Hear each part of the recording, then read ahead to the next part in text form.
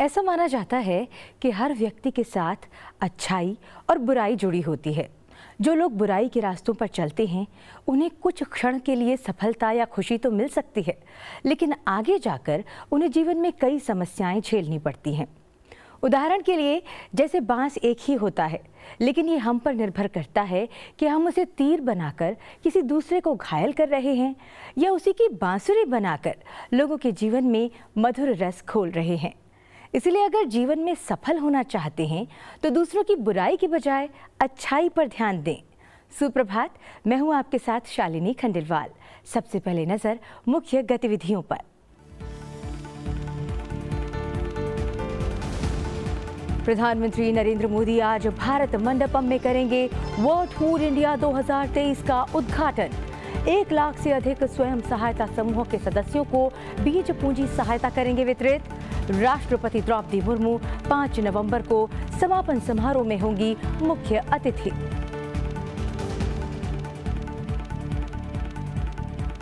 उपराष्ट्रपति जगदीप धनखड़ नई दिल्ली के मानेकशॉ सेंटर में करेंगे 2 दिवसीय चाणक्य रक्षा संवाद सम्मेलन का उद्घाटन। भारतीय सेना द्वारा आयोजित किया जाने वाला अपनी तरह का पहला सम्मेलन दक्षिण एशिया और हिंद प्रशांत क्षेत्र में बहुमुखी सुरक्षा चुनौतियों का सावधानीपूर्वक किया जाएगा विश्लेषण। विदेश मंत्री डॉक्टर एस जयशंकर का इजराइल हमास टकराव पर रोम में बड़ा बयान। कहा, आतंकवाद अस्वीकार्य, फलस्तीन मुद्दे के समाधान को भी बताया आवश्यक।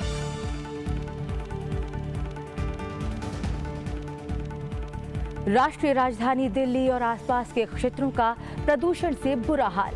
Commission for air quality and management ने ग्रेडेड रिस्पांस एक्शन प्लान की स्टेज 3 लागू करने के लिए दिए निर्देश। दिल्ली के सभी प्राइवेट और सरकारी प्राइमरी स्कूल अगले 2 दिन के लिए किए गए बंद।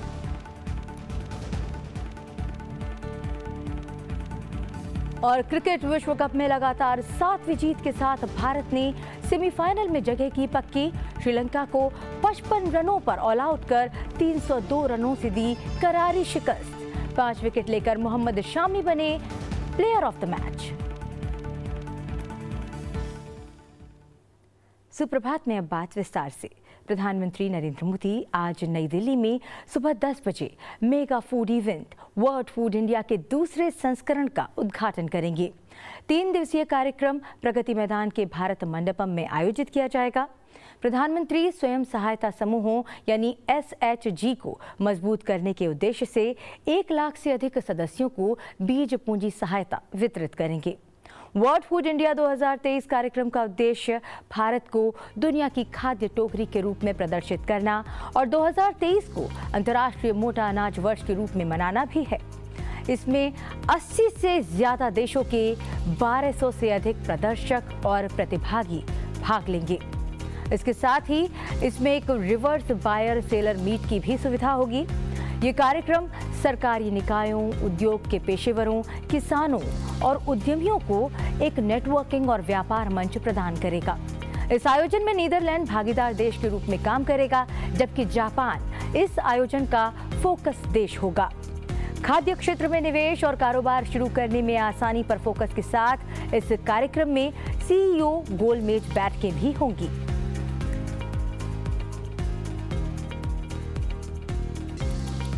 प्रधानमंत्री वर्ल्ड फूड इंडिया 2023 के हिस्से के रूप में फूड स्ट्रीट का भी उद्घाटन करेंगे।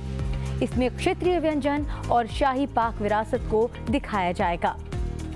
इसमें 200 से ज्यादा शेफ भाग लेंगे और पारंपरिक भारतीय व्यंजन पेश करेंगे, जिससे लोगों को बेहतरीन अनुभव होगा। मेगा फूड इवेंट में श्री अन्न पर विशेष जोर रहेगा। राष्ट्रपति द्रौपदी मुर्मू भारत के बाघ अभयारण्यों के आसपास रहने वाले आदिवासी समुदायों की कलाकृतियों की कला प्रदर्शनी में आज मुख्य अतिथि के तौर पर शामिल होंगी। Silent conversation from the margins to the centre, इस विषय पर प्रदर्शनी के उद्घाटन समारोह का आयोजन आज शाम को 4 बजे दिल्ली के इंडिया हैबिटेट सेंटर में किया जाएगा। कार्यक्रम में केंद्रीय पर्यावरण, वन और जलवायु परिवर्तन मंत्री भूपेंद्र यादव, केंद्रीय जनजातीय मामलों के मंत्री अर्जुन मुंडा और पर्यावरण, वन और जलवायु परिवर्तन राज्य मंत्री अश्विनी कुमार चौबे भी उपस्थित रहेंगे। पर्यावरण, वन और जलवायु परिवर्तन मंत्रालय का राष्ट्रीय बाघ संरक्षण प्राधिकरण सांकला फाउंडेशन के सहयोग से इसका आयोजन कर रहा है। 5 नवंबर तक इस प्रदर्शनी का आयोजन किया जा रहा है। दक्षिण एशिया और भारत प्रशांत में उभरती सुरक्षा चुनौतियों का विश्लेषण करने के लिए भारतीय सेना की मेजबानी में आज से चाणक्य रक्षा संवाद का पहला संस्करण आयोजित किया जा रहा है। आज इस कार्यक्रम में उपराष्ट्रपति जगदीप धनखड़ सम्मानित अतिथि के रूप में शामिल होंगे। नई दिल्ली के मानेकशॉ सेंटर में इस 2 दिवसीय कार्यक्रम का आयोजन किया जाएगा। चाणक्य रक्षा संवाद 2023 कार्यक्रम का आयोजन भारतीय सेना द्वारा centre for land warfare studies के साथ साझेदारी में किया जा रहा है। इस कार्यक्रम में थिंक टैंक संस्था centre for land and warfare studies सहयोग करेगी। इस संवाद में ऑस्ट्रेलिया, फ्रांस, जापान और संयुक्त राज्य अमेरिका सहित विभिन्न देशों के प्रतिनिधि की सक्रिय भागीदारी होगी। ये भारतीय सेना द्वारा आयोजित किया जाने वाला अपनी तरह का पहला सम्मेलन है। उपराष्ट्रपति जगदीप धनखड़ आज मोदी विज्ञान और प्रौद्योगिकी विश्वविद्यालय लक्ष्मणगढ़ के छात्रों के एक समूह से मुलाकात करेंगे।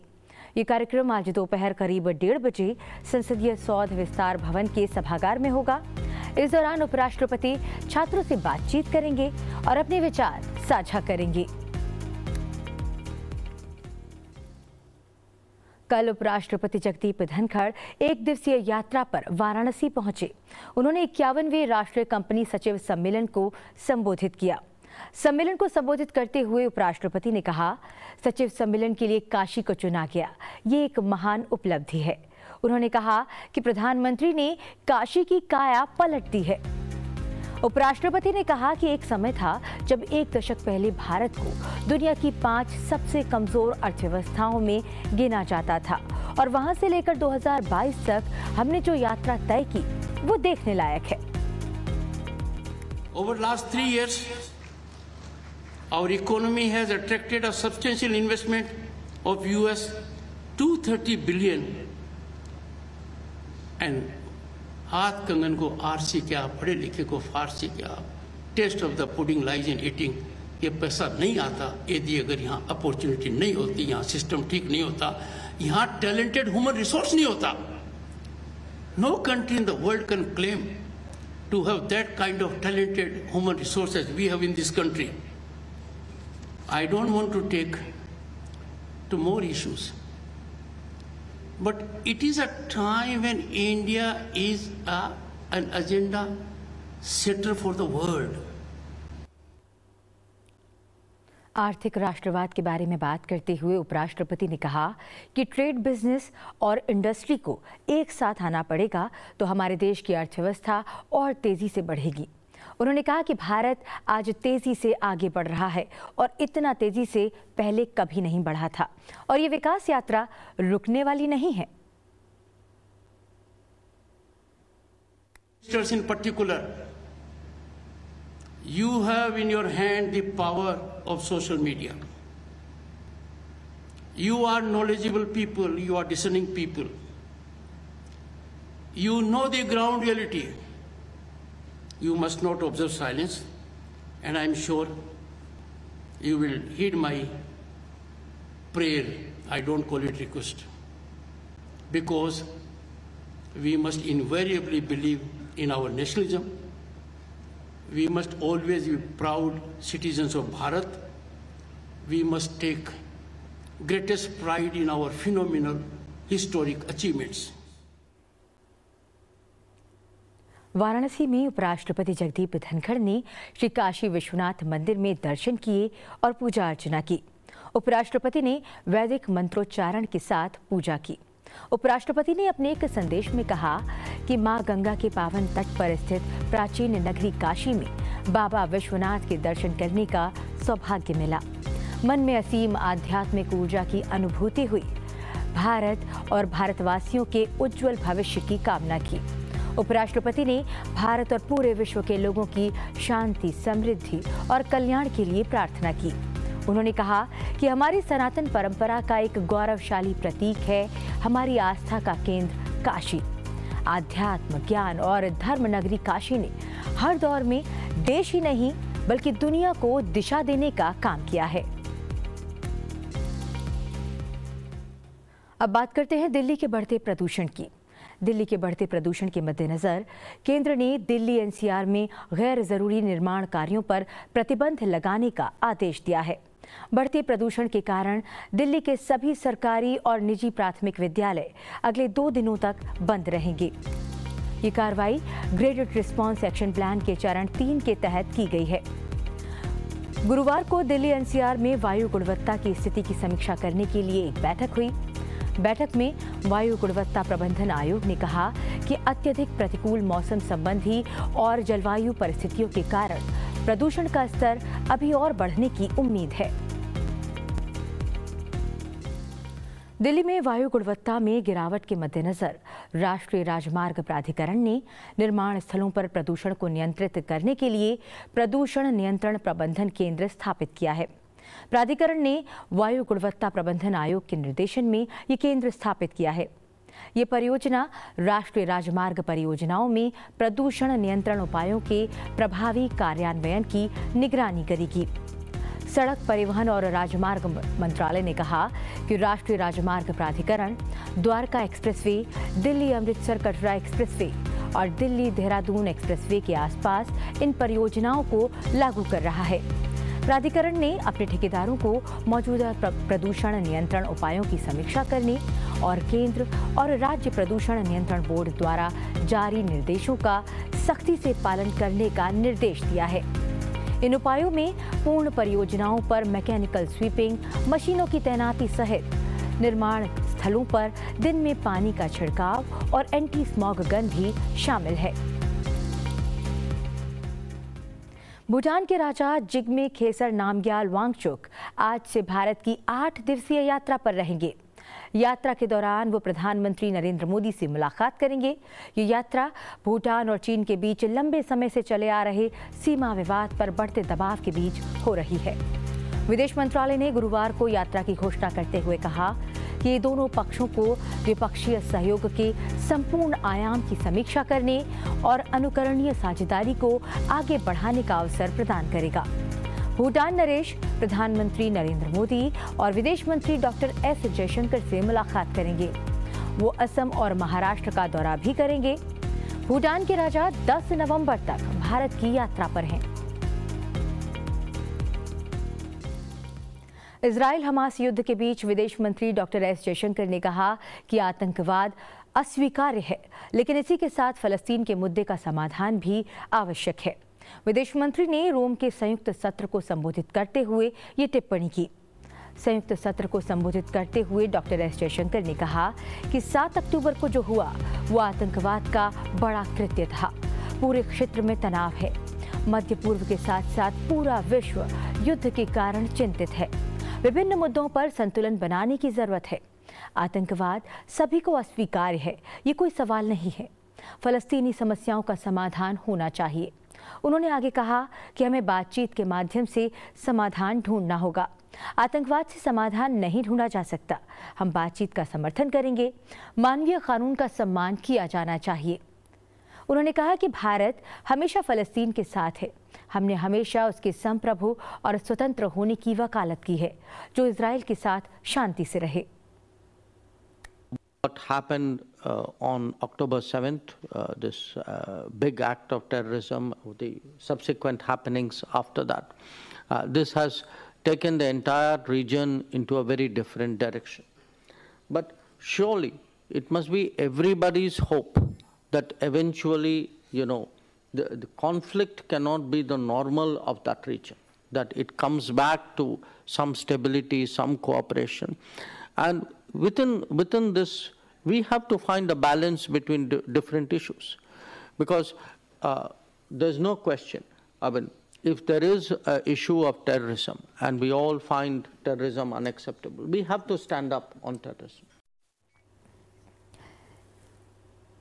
और अब बात करते हैं धन लेकर लोकसभा में प्रश्न पूछने के मामले की। तृणमूल कांग्रेस सांसद महुआ मोइत्रा धन लेकर प्रश्न पूछने के मामले की सुनवाई कर रही लोकसभा आचार समिति की बैठक से उठकर बाहर चली गईं। टीएमसी सांसद के साथ साथ बहुजन समाज पार्टी के सांसद दानिश अली, जनता दल यूनाइटेड के सांसद गिरधारी यादव और कुछ अन्य विपक्षी सदस्य भी बैठक से बाहर चले गए। तृणमूल कांग्रेस सांसद महुआ मोइत्रा ने पैनल के चेयरमैन विनोद सोनकर पर उनसे निजी और अनैतिक सवाल पूछने का आरोप लगाया।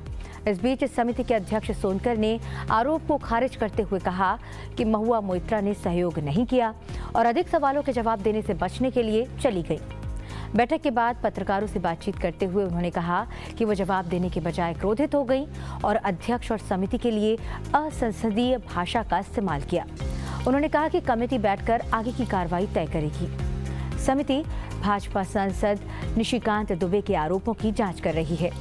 भाजपा सांसद निशिकांत दुबे का आरोप है कि सांसद मोइत्रा ने अडानी समूह और प्रधानमंत्री नरेंद्र मोदी को निशाना बनाने के लिए व्यवसायी दर्शन हीरानंदानी के कहने पर लोकसभा में प्रश्न पूछने के लिए रिश्वत ली।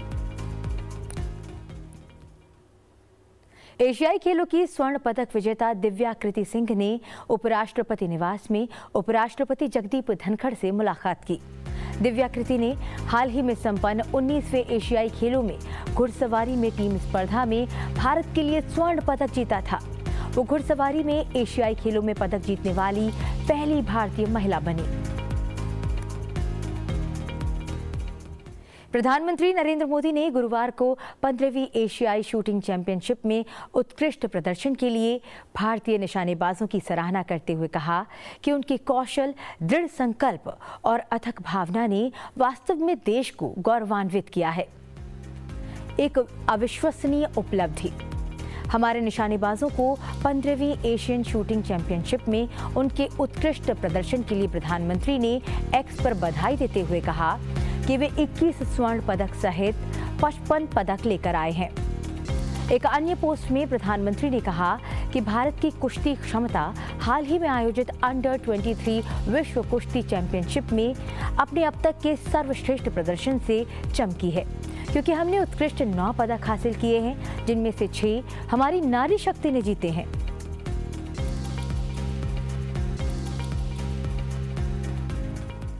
अब बात करते हैं विश्व कप 2023 की। गुरुवार को विश्व कप का 33वां मुकाबला भारत और श्रीलंका के बीच खेला गया। मुंबई के वानखेड़े में खेले गए इस मैच में भारत ने श्रीलंका को 302 रनों से हराते हुए अपना अजेय अभियान जारी रखा। इस विश्व कप में ये भारत की लगातार 7वीं जीत है। भारत ने पहले बल्लेबाजी करते हुए निर्धारित 50 ओवर में 8 विकेट पर 357 रनों का विशाल स्कोर बनाया। भारत की ओर से सबसे ज्यादा 92 रन शुभमन गिल ने बनाए, जो अपना पहला विश्व कप शतक लगाने में चूक गए।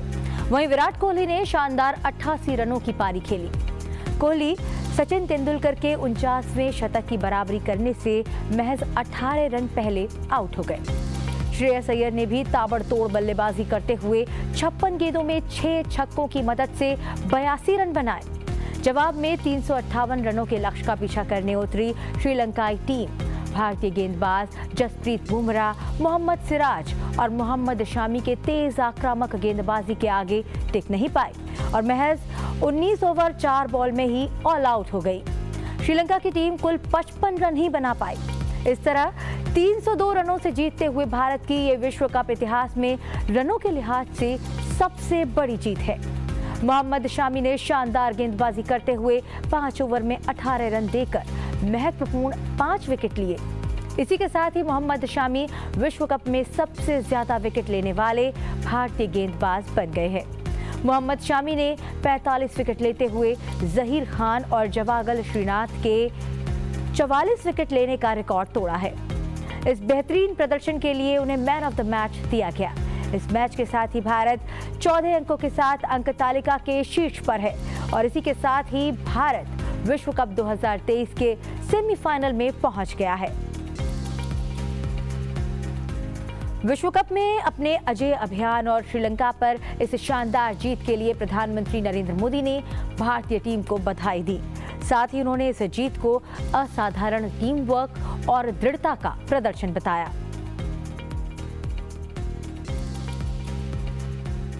आज विश्व कप का 34वां मुकाबला नीदरलैंड और अफगानिस्तान के बीच लखनऊ में 2 बजे से खेला जाएगा। और अब बात करते हैं आज के दिन से जुड़े इतिहास की और जानते हैं आज के दिन से जुड़ी मुख्य घटनाओं के बारे में।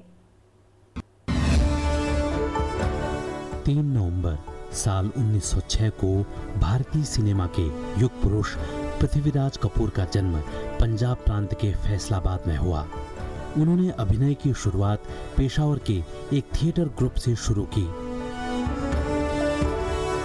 भारत की पहली बोलती फिल्म आलम आरा में पृथ्वीराज कपूर ने महज 24 साल की उम्र में जवानी से लेकर बुढ़ापे तक की भूमिका निभाई। साल 1944 में पृथ्वीराज कपूर ने मुंबई के मशहूर और देश भर में आधुनिक थिएटर के प्रणेता माने जाने वाले पृथ्वी थिएटर की नींव रखी। साल 1960 में मुगल आजम में अकबर का किरदार निभाकर उन्होंने सबके सामने अभिनय की उत्कृष्ट मिसाल पेश की। 1972 में उनकी मृत्यु के पश्चात उन्हें दादा साहब फाल्के पुरस्कार से भी नवाजा गया। कला के क्षेत्र में अभूतपूर्व योगदान के लिए उन्हें साल 1969 में पद्म भूषण से सम्मानित किया गया। 3 नवंबर साल 1957 को सोवियत संघ ने स्पुतनिक 2 लॉन्च किया। इस लॉन्च में सोवियत संघ ने लाइका नाम के कुत्ते को भी अंतरिक्ष में पृथ्वी की कक्षा में भेजा। इस तरह 6 किलो वजन की लाइका ने इतिहास रचा। वह अंतरिक्ष में जाने वाली पहली जीवित प्राणी बनी। उसे लेकर गया सैटेलाइट 1958 को पृथ्वी के वायुमंडल में प्रवेश करते समय नष्ट हो गया। हालांकि वह कितने समय तक जीवित रही, यह एक बड़ा रहस्य रहा। रूसी भाषा में लाइका भौंकने को कहा जाता है और वहीं से इसका नाम रखा गया।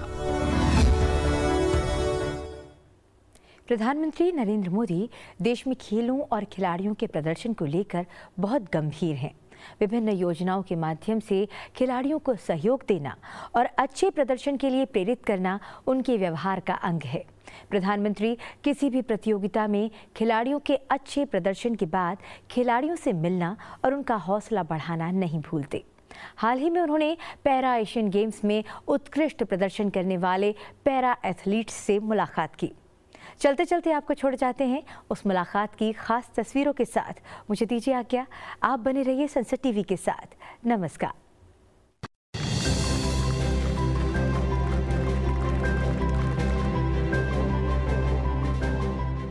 कोई वहां से जीत के आया, कोई वहां से सीख के आया। आप में से एक भी हार करके नहीं आया है।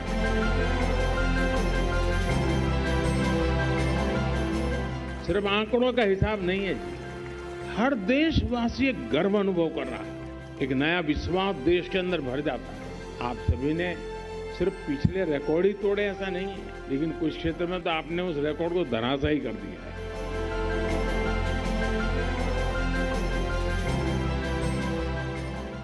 ये 111 सिर्फ 111 नहीं है, 140 करोड़ सपने हैं ये।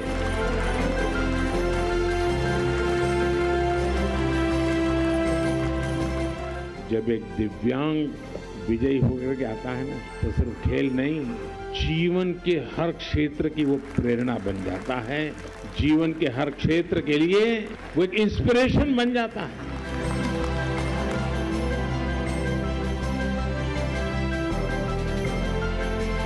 पहले ऐसा कहा जाता था कि खिलाड़ी सरकार के लिए है, लेकिन अब कहा जाता है कि सरकार पूरी की पूरी खिलाड़ियों के लिए है।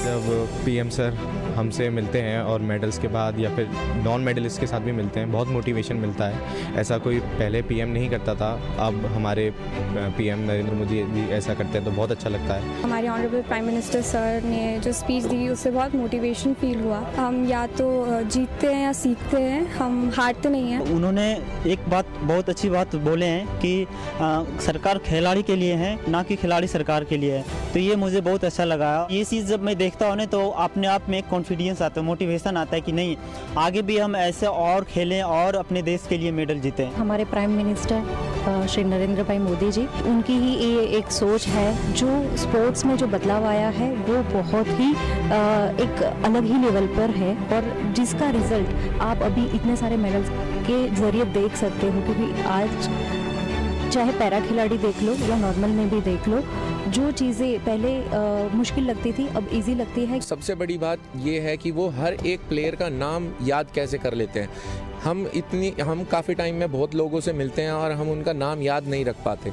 आज जैसे कि जब मोदी जी मुझसे मिले तो उन्होंने मेरा नाम लेकर मुझे बोला, तो मुझे काफ़ी मतलब गर्व महसूस हुआ। जितना कि वो स्पोर्ट्स के बारे में जानते हैं, इतना हम स्पोर्ट्स पर्सन होके स्पोर्ट्स के बारे में नॉलेज नहीं रख पाते हैं। जब भी हम लोग विदेश से जीत के आते हैं, और पैरालंपिक्स हो या एशियन पैरा गेम्स हो, माननीय प्रधानमंत्री जी हमें बुलाते हैं और इतना सम्मान और प्यार देते हैं, जिसकी वजह से आज की तारीख में पूरी दुनिया और समाज पैरालंपिक्स को और उसके गेम्स को जानने लगी है। मैं आपको बताना चाहूँगा कि मैं 2018 इंडोनेशिया में जो Asian game 3rd para Asian games हुआ था, उसमें मैं 10वें रैंक में रहा था, और आज मेरे पास 3 मेडल हैं। तो मैं ये कह सकता हूँ कि प्रधानमंत्री जी की बात हर किसी को अपने दिमाग में रख के चलना चाहिए कि कभी हमें हारना नहीं है। हमें 2 ही चीज़ें होती हैं खेल में, या तो जीतना है या सीखना है, और हमें हमेशा सीखते रहना है। खिलाड़ी को बहुत अच्छा लगता है, इतना ज़्यादा कॉन्फिडेंस आता है, क्योंकि एक प्रधानमंत्री एक खिलाड़ी के लिए ट्वीट करते हैं, मेडल आता है तब ट्वीट करते हैं, हर एक खिलाड़ी को ध्यान में रखते हुए उनको मोटिवेट करते हैं, तो बहुत अच्छा लगता है। जब प्रधानमंत्री मोदी किसी खिलाड़ी के बारे में मन की बात में किसी के बारे में बोलते हैं तो पूरा देश उसे सुनता है। वह व्यक्ति प्रोत्साहित फील करता है वो कि नहीं, मुझे करना है, मुझे अच्छा करना है, मुझे आगे भी अच्छा करना है, तो ये बहुत ज़रूरी है। The Prime Minister himself is coming forward. He is posting. He is calling us. He is personally meeting us. This shows the commitment of the nation, and he is showing the way to the nation. It's very heroic.